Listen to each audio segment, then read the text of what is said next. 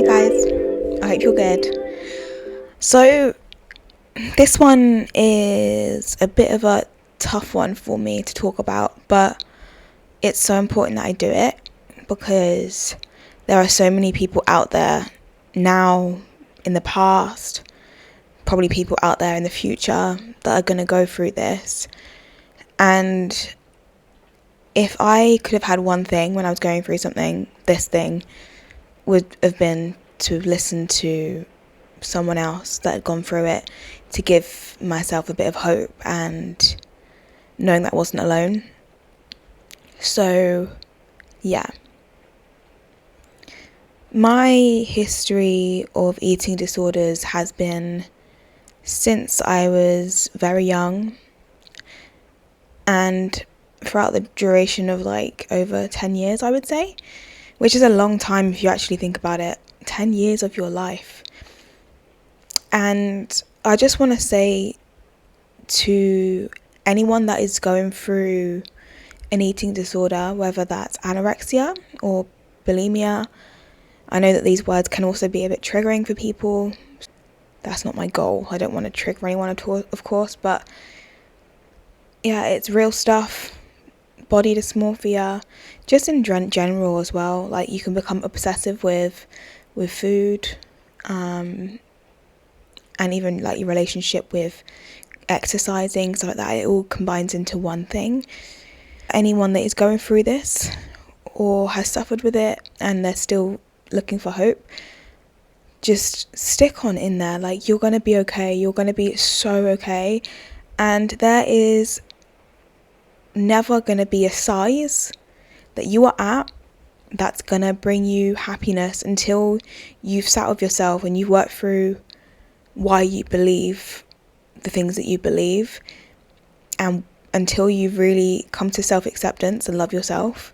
And I know that's whole like, love yourself, but it's kind of true.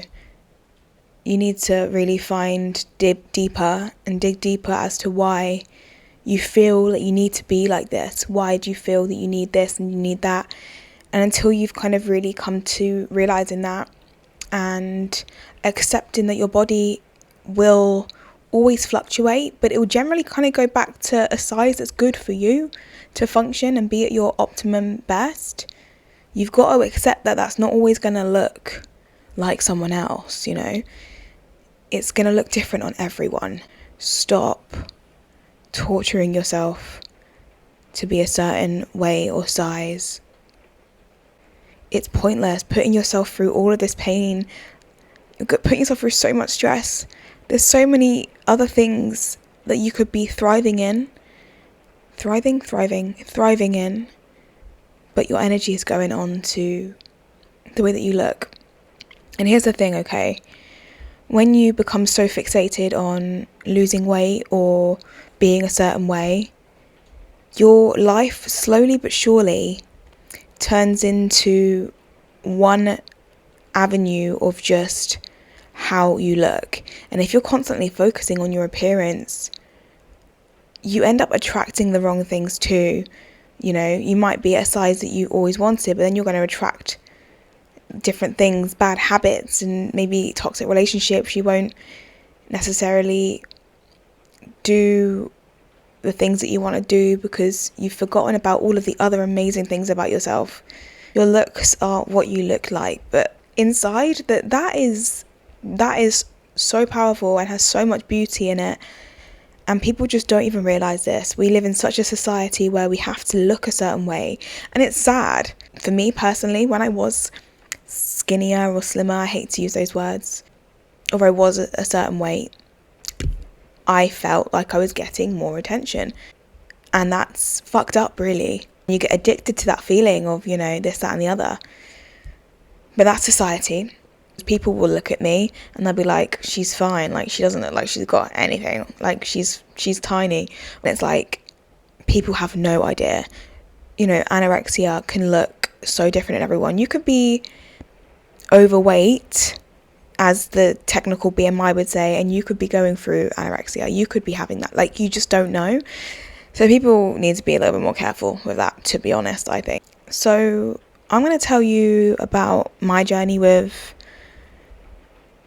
eating disorders, where I'm at now, what advice I would have given myself, and hopefully it's going to help you guys, anyone that's going through it as well. And if you're not going through it, you know someone that might be going through it, maybe you'll have a bit of a bigger insight to, anyway, next.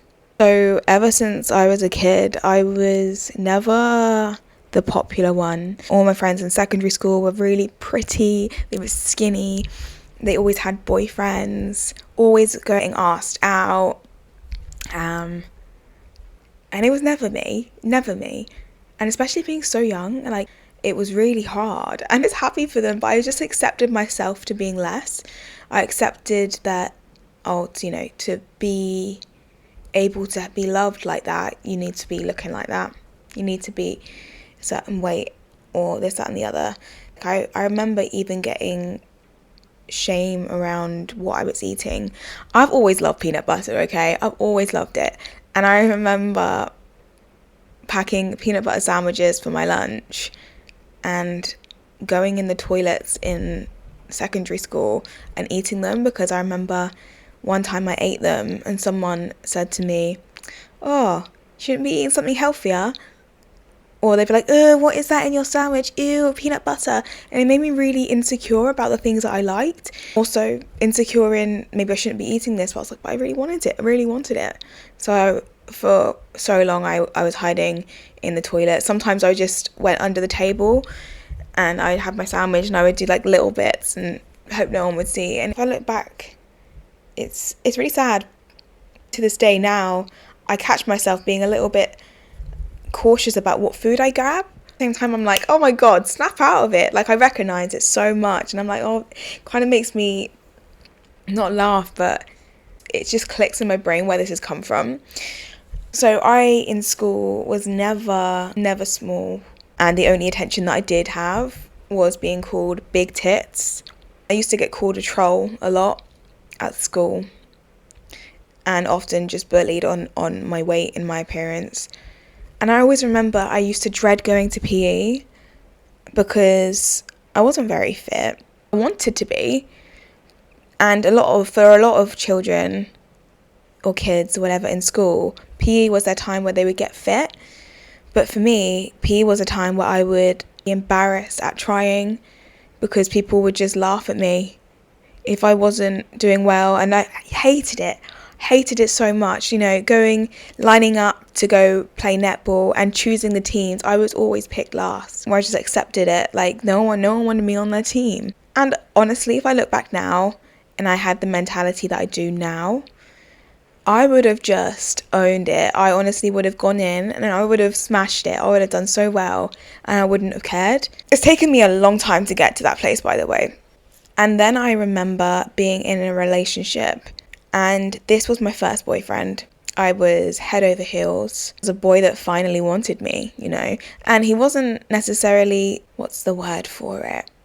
Let's just say dad would not have approved, and did not approve, by the way. But I didn't care because I was in love and someone wanted me. This was the most abusive relationship of my life.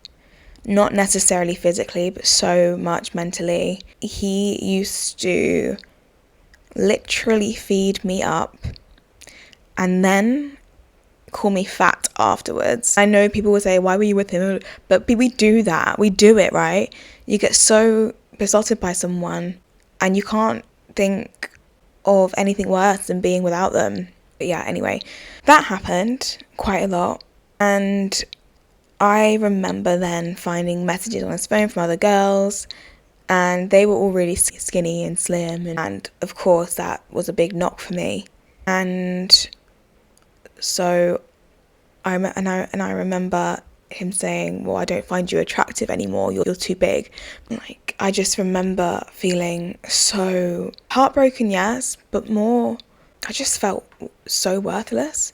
It's almost like I gave myself to someone. I was just someone else's. They were able to do whatever they wanted to me, because as long as I was wanted, that was okay. And that's not okay, by the way. Anyway, 3 years later, we break up. thank goodness. I saw the light and I broke up with him. But this is where my journey began with eating disorders. So I remember signing up to a gym membership, and for the first time in my life, because I remember there was prom coming up in my final year of school, and I was like, no one's asked me to prom. Everyone has partners. No one's asked me to prom. And I was like, I need to go to the gym. I need to prove to myself that I can be like everyone else. Like, I can do this. I'm going to push myself. And do you know what? I was so proud of myself. I remember going to the gym every single day, and I ended up switching to like Weight Watcher meals and stuff like this. Not good for you. I'm not an advocate of them at all. But back in the day, this was the thing. And not slating anyone that uses Weight Watchers and stuff like this, by the way. If everyone is different and each to their own, just saying, it's not for me. I don't personally agree with them. So I remember going to the gym every single day, dropped a load of weight. And I remember my next door neighbour's sister came in. She went to the same gym as me, and she tapped on my back and she was like, oh my God, Abby. And I was like, what? She was like, you look amazing. And I remember that feeling that I had that day when someone noticed me. This is what it feels like to feel seen. And it made me feel so good. So I carried on. I was just super proud of myself. But I remember then started getting burnt out. So burnt out. I was like, oh, but I need to go to the gym. It got to the point where I dreaded going to the gym so much. I was crying in my room if I didn't go because I became so obsessed. My logic in my head was, okay, if I don't go to the gym today, I am just going to eat less. And then that habit formed. Bearing in mind, like, I was eating very well, but then just cutting down, which anyone would see as normal. But when you become then so obsessive with that, things can trigger. For me, I then ended up going to the gym sometimes and then still eating less. There would be times where I didn't go to the gym and I was still crying, still eating less, and then less, and then less. There were periods of time where I was just crying, not eating, hardly anything, and then going to the gym. So I was basically just torturing myself. I was going to the gym, eating less, crying because I didn't do enough at the gym, or I was like, of course I didn't. I was putting myself under so much stress and forming such a bad relationship with the gym, forcing myself to go when I wasn't enjoying it anymore. And it got to a point where I was like, I just need to stop going to the gym, because it was then struck around food where I started cutting out more and more and more. But to the precise points, as if I had one thing more on one day than I did the previous day. It was so calculated in my head. If I remember I had like an extra bite, I would then go and make myself sick.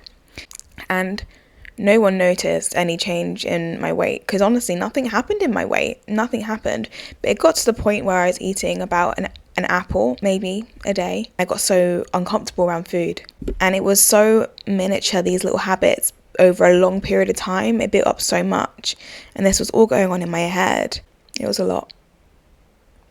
Actually, looking back now, my actual taste buds started to change. I'd have a cup of tea and I couldn't taste any of the sugar that was in my tea. So I put in, like, I think my mum used to count it like 28 sweeteners, which, by the way, sweeteners are so bad for you. But I just didn't care, because sweeteners, less calories, less, consuming. And I just remember getting to a point where I'd have half a cup of tea and I'd feel guilty for having that, so I'd stick it up. And I was started college. Performing arts, by the way, is always what I wanted to do. I loved it so much. I've always loved performing. I always loved being on stage. Maybe 6 months into college, the weight started coming off, like, drastically. I used to go to Brockenhurst College, and I had to go across the train station to then walk down into the college. And I remember quite vividly, actually, now I think about it, every time getting off that train, I was bracing myself to go up the stairs because I just had no energy. I actually remember my friends helping me up, because I had friends then, by the way, just saying. My friends helping me up in quite a discreet way, because I never spoke about I never spoke to anyone about what was going on in my life. But people were obviously recognizing something around me. One day in college, I remember doing an improv session. If anyone knows what this is, it's acting but improvising. But I do remember every session I was dreading it. I was so scared because it took a lot of energy out of me. And I also really wanted to do well. There's such a high self-drive, always had such a high self-drive. I would argue maybe too high sometimes because I feel like I'm never doing enough and I'm too hard on myself, but that's another thing. I was about to go up and do my thing, and the teacher that was teaching me, she just called me out and she was like, Abby. And I was like, yeah? Like, just, yeah, hi. Like, you know, oblivious. Nothing's wrong, because I was very good at that, putting a smile on my face. And she was like, we need to talk. And I was like, okay. And she took me to the medical bit, and she was like, we need to get you referred. And I was like, what do you mean? She was like, I think you know what I mean. And I just remember bursting into tears. I got discharged from college, which was really sad for me because that stopped me pursuing anything further in acting, going to university. And I went home to my mum and my dad. By the way, at this point, they kind of had an idea something was going on, but I don't think they really knew to the extreme. And to be honest, I love my family so much. They know how much they mean to me, but home was quite a hard place for me to be around because I was brought up around such a diet culture. Everything in the fridge is diet. Everything is fat-free, and my whole family are always on a diet, constantly. Still on diets now. That's no slating them, by the way. I love them so much. They know I do. But it was just difficult for me to be around. I started to get worse and worse, but I refused help. I said to my mum, I was fine. Said to my dad, I was fine. My dad was like, Mish, she's fine, let her get on with it. But it got to the point where, by the way, I don't like to speak about clothes sizes, but to put it in perspective, I wasn't fitting into size 0 clothes. I'm not exaggerating either. I wasn't fitting into size 0 clothes. And that's not healthy. But back then, it was like the smaller the size, the better it was. I was addicted. The thought of putting on weight was my biggest fear. I'd rather not be here. That's how I felt. It got to a point where I couldn't move. And my mum will remember this clear as day, bless her. I remember being in my bed, hardly screaming because I had no energy, saying, Mum. And she came running because she was the best. And I said to my mum, I'm ready. And I had not seen my mum jump into the car so quickly. And I just said to her, yeah, I'm ready to start eating again. And she was like, ready, let's go. And I was like, Mum. She was like, what? I was like, I can't move. I couldn't move my body. And so at that point, Mum went to the shop because I was so scared. And finally I went to hospital, went into recovery. They said to me that if I had gone any longer, I would have had about 3 days left. And I had to use a wheelchair for months, and I wasn't allowed to push it because that would have given out too much energy and it could have tipped me over and I could have lost my life. I remember in recovery, it was awful being around people that were force feeding you. And I needed it. I was so incapable of doing it myself. I couldn't even pick up food and put it in my mouth. I was shaking. It was so difficult for me to do the action because I was so scared of anything entering my body and having an impact. This was a long time ago. A long time ago. I would be lying if I said to any of you it goes away, but it definitely gets better. Now, I haven't had restrictive eating in years now. I haven't been bulimic for years now, and I love food. I really do. I'm definitely on the other end. I get the feelings that I felt still. I now just know how to manage it. I know how to pull myself back. So I've had my experiences with binge eating. It's been tough, but I'm here for it. I want people to know that if you're in it right now, that food is not the enemy. It's not the enemy. It's there to nourish you. And weight is not a bad thing. Weight does not define you either, by the way. Even recovered and smaller, I was still picking at bits about myself, about my weight and how I looked. I was always doing it. I was never happy.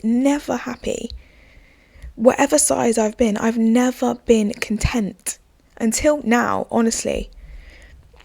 And that's just come down to self-acceptance, a lot of work, and a lot of realizing that life is so much more than how you look. It's kind of screwed up. I would much rather people be in my life, opportunities come in my life for me in my most authentic, natural form that is meant for me, because that's how I'm going to live my happy life, and that's how I am living. For anyone that is going through this, just hang on in there. One thing that really helped me through my recovery, I used to say, do you really want to go your whole life not being able to eat that thing? Do you really want to go your whole life having to throw up something that you've just eaten? Do you really want to feel guilty every time you have something you enjoy, because that's not enjoyment? Do you want to feel like that? Do you want a life like that in the long run? No. So if you implement the things that you just want to have, just allow yourself to have it. Allow your body the foods that you want. And then your body will be the result of that, you know. And then say you have the lifestyle, the diet that you want, and maybe you're not in the healthiest of shape, or you're not too happy. When you've got yourself in a mindset where you're acceptant of that, of you can then work on that. You can build. Of course you can. But that being said, it is so important, if you are going through recovery, that you take your time with that. Don't try and do exercise if you haven't healed yourself, because as soon as you start forcing exercise upon yourself, you're going to then create not just a bad relationship with food, but bad relationships with exercise, which in turn just brings your whole life down. And exercise should be a dopamine hit. Exercise should be happy, fun, exciting. So until you've really healed your relationship with exercise and food and just recovery in general, you really need to take a step back and just focus on your mental health. Focus on nourishing yourself again. Get yourself back to healthy. Start remembering what you like again. You know, food is not the enemy. It's what your thoughts are behind it. Start to think to yourself, why do I think that this is the way that I need to look to be able to be accepted? Why do you think like that? What has it made you feel like that?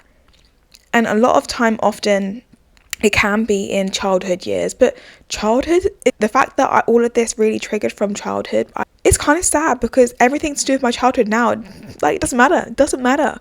But the things that I put myself through stuck now for my whole life. I mean, of course, I would have never have dreamed of putting myself through this like I did, but it's made me have so much more empathy and understand myself so much more. It's who I am. I can't do anything about it. This is who I am. This is what I've gone through.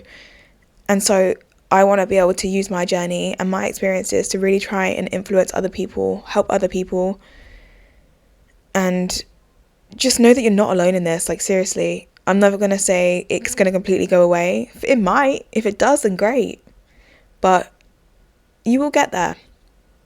You are enough just how you are. And if no one can accept you in the shape and size that you are, and your, whatever shape and size, and they're not worth it. It's about you. You've got to stay with yourself forever as well. This being said, talking about exercise and stuff like this, if you find yourself procrastinating and you're due to go to the gym or go for a run or whatever you do, sit with yourself for a bit and just think, am I procrastinating because I just don't want to go? Whilst you're in recovery, if you are procrastinating around exercise, it's often because you just don't want to go. And that is the niggle bit, the little niggle that you need to clutch onto in those moments, because you need to listen to your body. You need to relax. If you don't want to do it, don't do it. You need to heal. You need to rest. You need to just give yourself comfort. Do the things you love doing again. And you've got to remember, why is it that I'm exercising?